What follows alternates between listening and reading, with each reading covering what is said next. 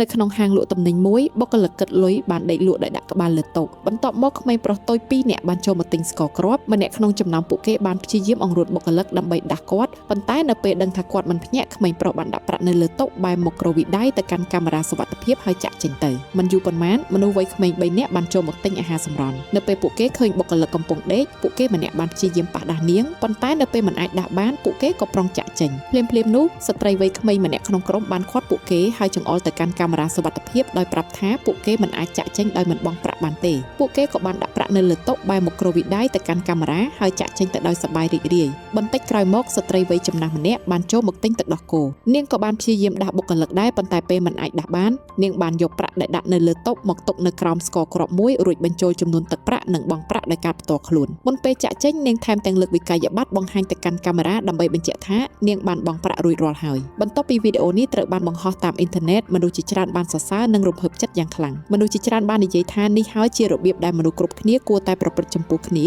ទោះបីគ្មាននរណាម្នាក់កំពុងមើលក៏ដោយ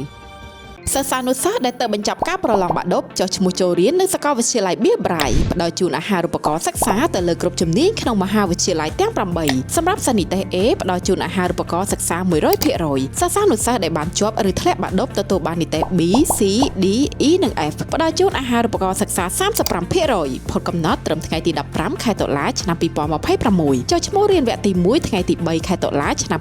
2026ចាប់ផ្ដើមចុះឈ្មោះចូលរៀនចាប់ពីថ្ងៃនេះតទៅអនាគតរបស់លោកអ្នកកាន់តែភ្លឺស្វាងជាមួយ Beer Braille